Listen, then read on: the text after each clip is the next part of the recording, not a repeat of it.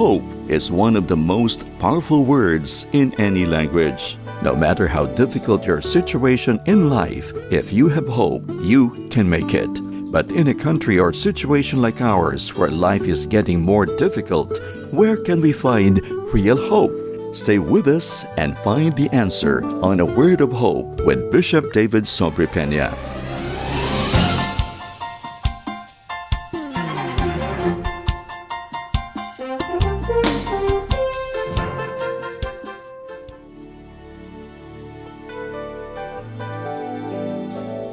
Welcome to A Word of Hope. Today, Bishop David Sobrepeña tells us how to conquer the spirit of poverty and experience freedom from it.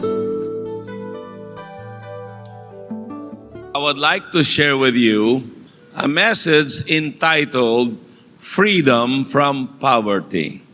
Let us pray. Father, we thank you for your word. Salamat po, Panginoon, sapagkat ang iyong salita ang angkla ng aming buhay at ng aming pananampalataya. Salamat, Panginoon, na binibigyan mo kami ng gabay araw-araw sa pamamagitan ng katotohanan ng iyong salita. We pray, Lord, that you will speak to us so that we will never forget. We will always remember, Lord, your words, that you are our God and you are the Lord of our lives. Dalangin ko ang lahat ng mga kapatiran na may mga pangangailangan na dumadaan sa mga pagsubok sa buhay. Lord, iunat mo po yung mapagpalang kamay at katagpuin ang kanilang mga pangangailangan. Lord, we also pray for those that are sick in bodies, who are at home or they may be in a hospital. I pray, God, that you will also stretch forth your almighty hand to heal them and to touch them in the name of Jesus. Anoint the lips of your servant as well as the ears of your people, so that everything that we do and say will be for the honor and glory of our Lord Jesus Christ, in whose name we ask these things. Amen. You know, may mga Kristiyano na nami-misunderstand nila yung sinabi ni Jesus sa Matthew chapter 5 verse 3. Some people misunderstand that to say that blessed are the poor. No. It says, blessed are the poor in spirit. It's not poor physically, but poor in the spirit, that when you come to God, you have a spirit that wants to learn and wants to receive from the Lord. So, hindi po blessed are the poor, for there is the kingdom of God. And ito pong spirit of poverty is all around us. The spirit of poverty brings resentment and protest. You see, there are people today who resent people who have plenty. So balit tayong mga Kristiyano, we have a better response. Not to resent people that have resources. You know, maalala ko po, noong bata pa ako noon, I was only 9 years old. Naglaro ako doon sa eskwelahan namin. At ang daddy ko magaling maglitson ng manok. Iisang manok lang yun. So balit, dahil merong bisita ang daddy ko, isa sa mga best friend niya, noong nag-aaral sa Maynila, gusto niyang ipakita na hospitality. So, naglitson siya ng isang manok. Sabi ko, Dad, pagbalik ko bigay mo sa akin yung piborito ko bigay mo sa akin yung paa. Sabi ng dad ko, okay anak, makakaasa ka na meron kang bahagi sa litson manok na ito. So balit, nung nakauwi na ako, tapos ng basketball, Dad, nasaan na yung litson manok? Ang daddy ko halos hindi makaimik. Kasi nandoon pa yung bisita na evangelist. Sabi niya, anak, halika, mayroon akong ibubulong sa iyo. Nasarapan yung evangelist, kinain niya lahat yung manok na yon. Yung litson na manok. Alam niyo, as a 9-year-old boy, ang sama ng tingin ko dun sa evangelist. Pambira ng evangelist na yan, ang takaw-takaw. Kinain niya lahat. Di wala nagtira. Talagang tinitingnan ko siya, sino pa yung evangelist na yan? Nagpro-protesta ako dahil I wanted to have that food. And in my young mind, later on, my dad talked to me. Sabi niya, anak, alam mo, kapag may mga guest tayo na mga evangelists, sila ay mga lingkod ng Panginoon. At kung atin silang we showed our generosity, God will bless us. And I began to learn that early in life, that you can never outgive God when you do it in the name of the Lord. So, ang daddy ko, bumawi siya. 2 days later, bumili sila ng manok at linitson. At hindi na lamang iisang paa ang kinain ko, 2 na. Amen. I was comforted. The second thing that the spirit of poverty brings is fear. Ano ba ang mga basic fear na kinakatakutan ng mga tao? Is the fear of want and the lack of basic needs. Ito yung kinakatakutan ng tao. Natatakot sila na mawala ng trabaho. Kasi papaano na yung pagbayad ng renta? Papaano na yung pagbili ng mga pagkain? Papaano na ito? Papaano na yung matrikula ng mga bata? Merong isang lalaki na nabasa ko. Wala siyang tiwala sa bangko sapagkat merong isang bangkong tumaod at marami mga depositor ang hindi na nila kuha ang pera nila. Natatakot siya na mawala yung pera niya. Alam niyo ba? Kada sahod, tinatago niya sa loob ng matres ng kanyang higaan. So nagbutas siya doon sa may matres, yung matres na mayroong mga spring at kutson. So bumutas siya doon. Baka ginagawa niya doon ha. So pag sahod na, pinapaingkas niya, ginaganon na yung kwan doon, at pinapasok doon, hanggat doon na niya iniipon. Pero isang araw, he lived in poverty. Talagang pinag-iipunan niya to have a better life. But when he died, nakita nila na yung kanyang mattress halos puno ng pera. He was not able to enjoy the money that he made na pinagpaguran niya. That's the spirit of poverty. The spirit of fear na tinatago nila doon, na ginagwardyahan niya. There are people like that. Even people who are rich, they have the spirit of poverty in them. Natatakot silang makulangan. Yung kanilang mga savings, yung kanilang itinatago, it's always they think in terms of subtraction instead of investment into the kingdom of God.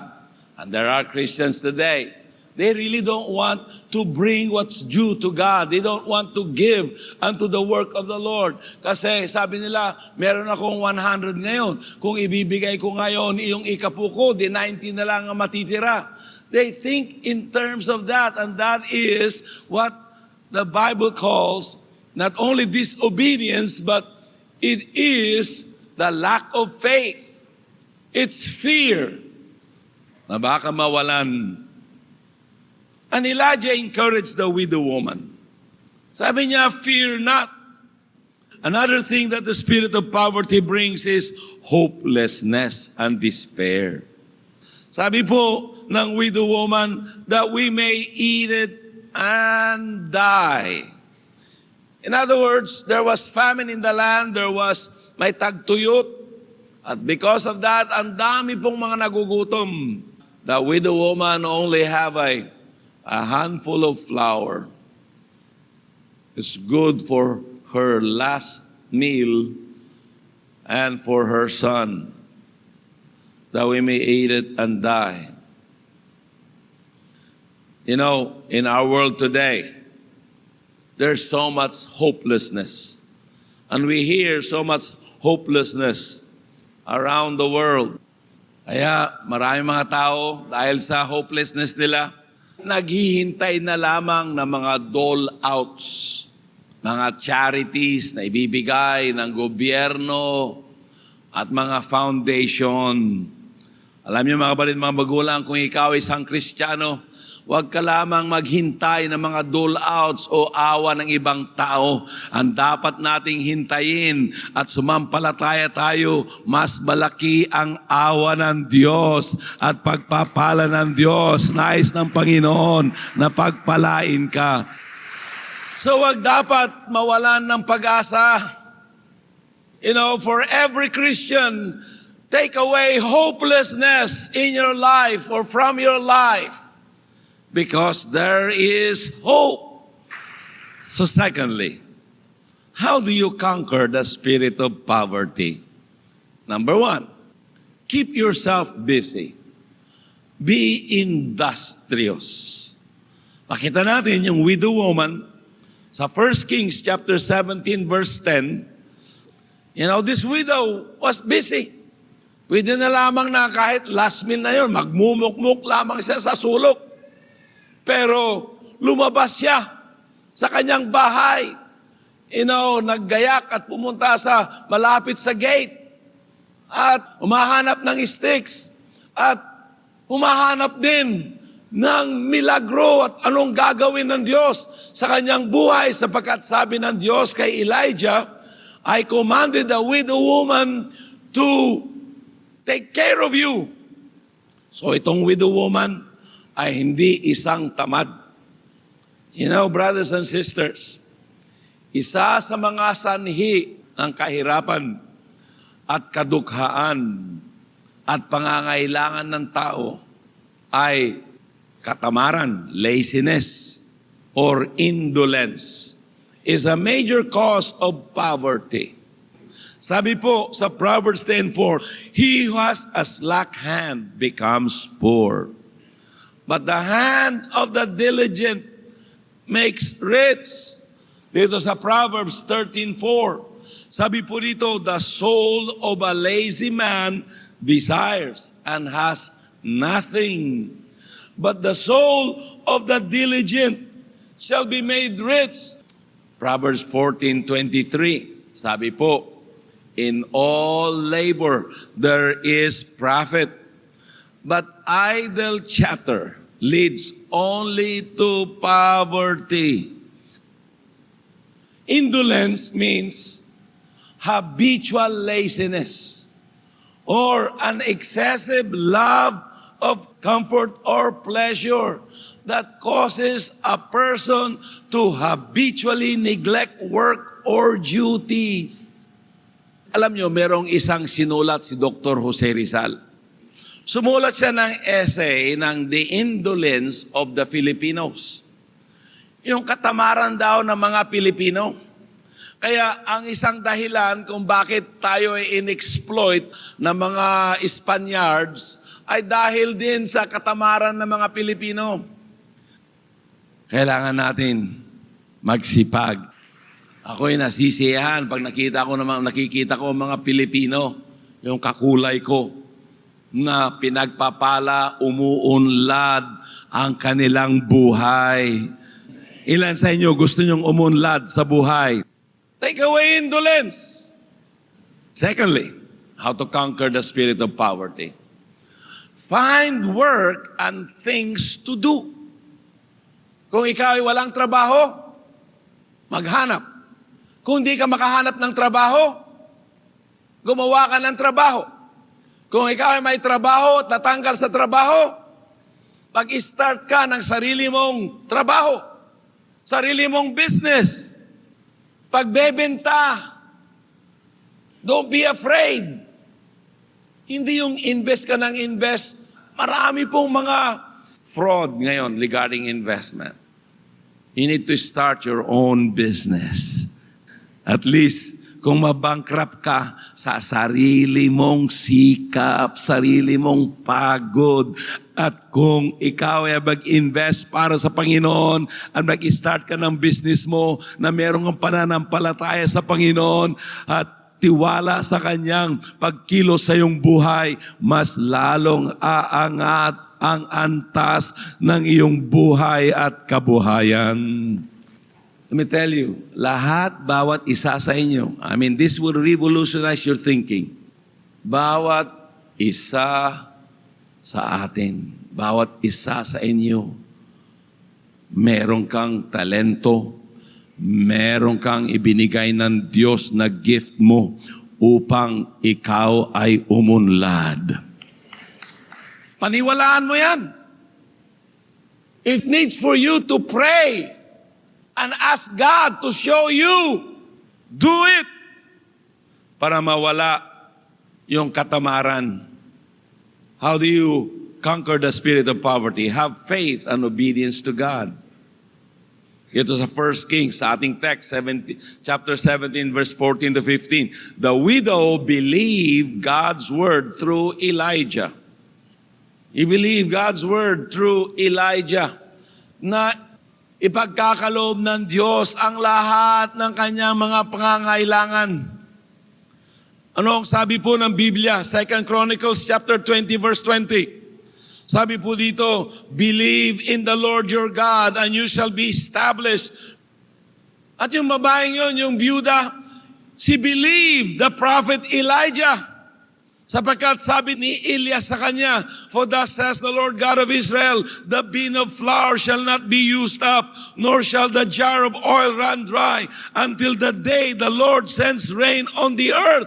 Sa verse 15, so she went away and did according to the word of Elijah, and she and he and her household ate for many days. Hindi sila nagutom. Ang sikreto to get out of poverty is to have faith in God and believe in the word of God. Hallelujah. Obedience in spite of hardship. Ang hirap na yon. Last meal na niya. Iluluto niya. Kulang pa sa kanya at sa kanyang anak. At sabi niya, kakainin namin ito.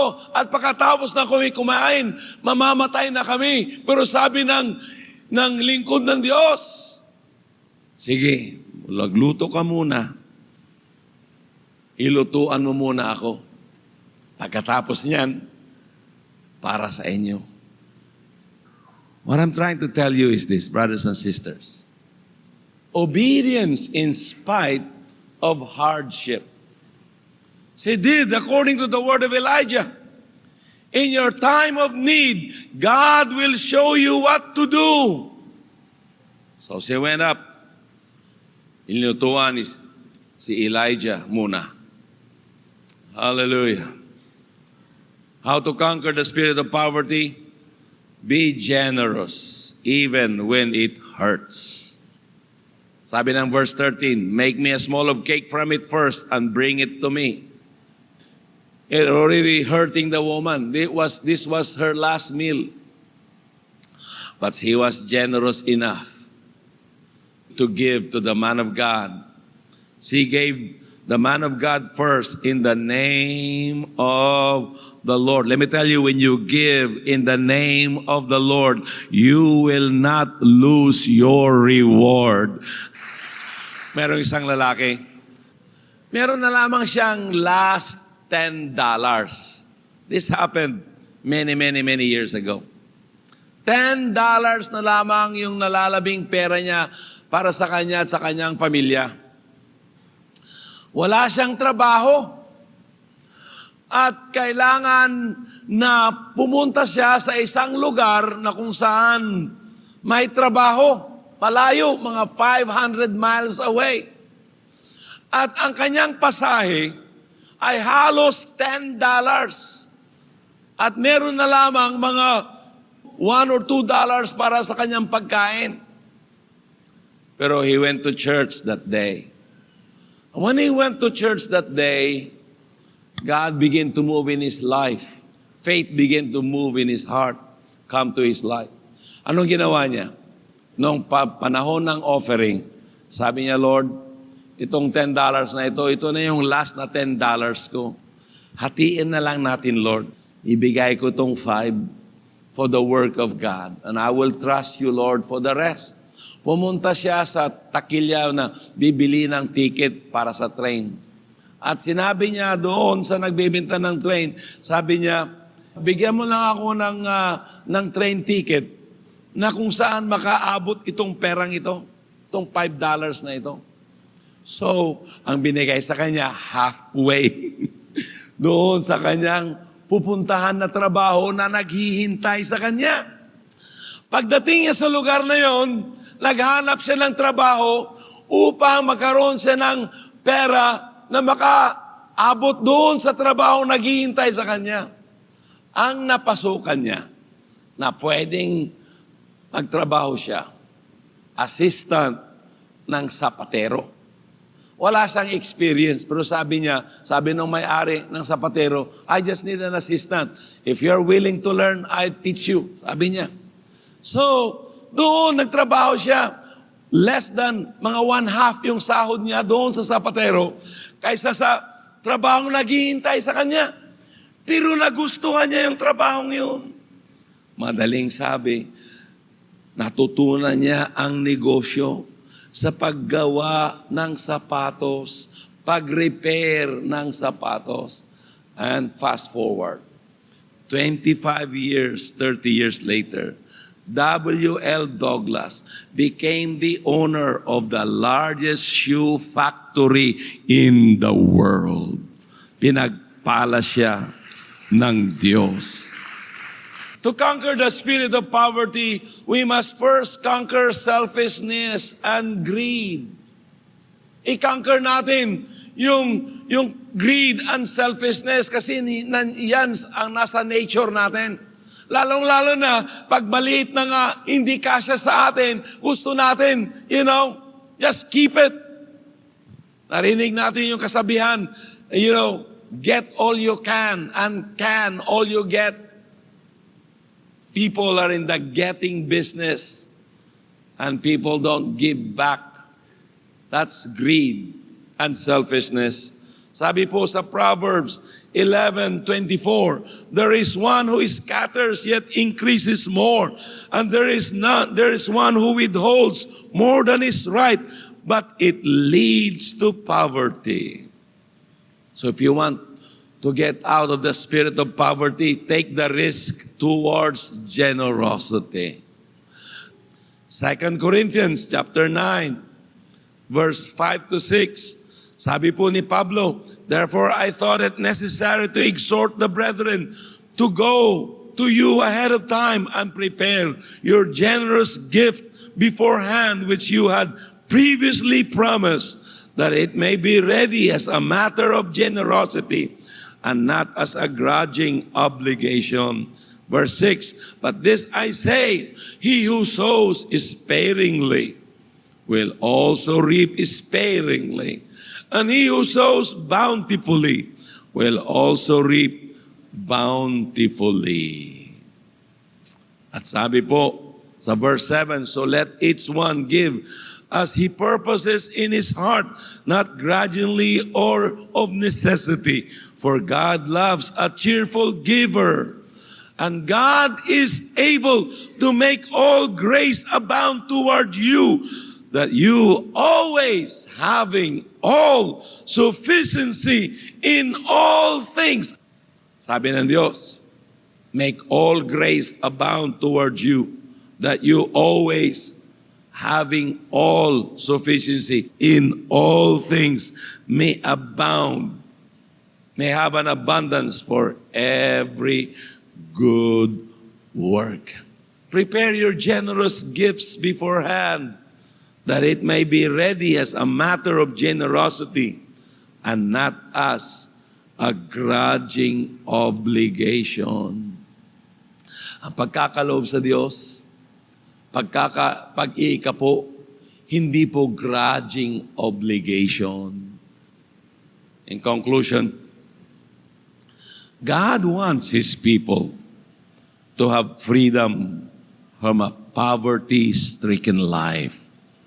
At bago maalis itong spirito ng kadukhan, kahirapan sa ating mga buhay, sabi po sa Psalm 113 verse 7 and 8, He raises the poor out of the dust and lifts the needy out of the ash heap, that he may seat him with princes, with the princes of his people.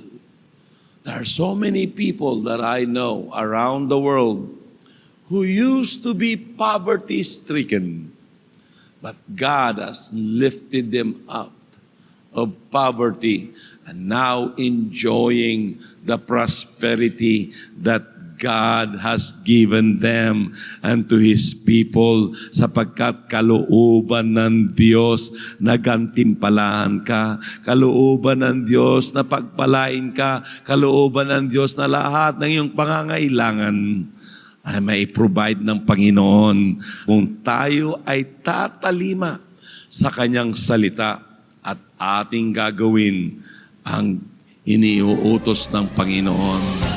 Take away the spirit of poverty in your life and watch how God is going to bless you.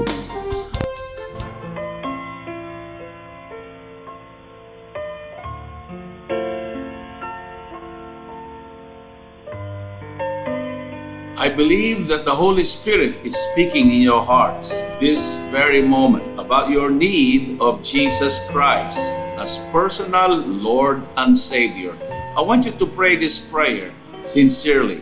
Lord Jesus, patawarin mo po ako sa aking mga kasalanan. Tinatanggap kita bilang sarili kong tagapagligtas at Panginoon ng aking buhay. Ako po ay naniniwala na ikaw ay napaako sa krus dahil sa aking kasalanan, namatay subalit na buhay na maguli upang bigyan ako ng bagong buhay at pag-asa sa buhay na walang hanggan. Sabihin mo, Lord, I thank you for saving my soul. This I pray in Jesus' name. Amen.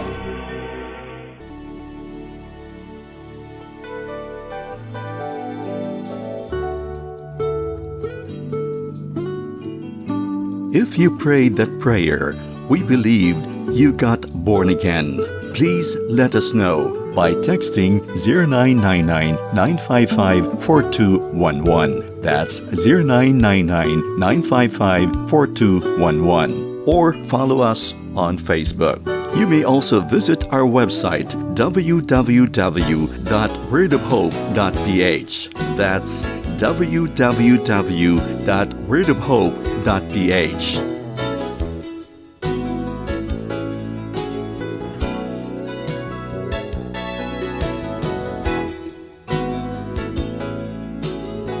A Word of Hope can be heard on Fridays, Saturdays, and Sundays at 8 p.m. to 8:30 p.m. That's Fridays, Saturdays, and Sundays at 8 p.m. to 8:30 p.m.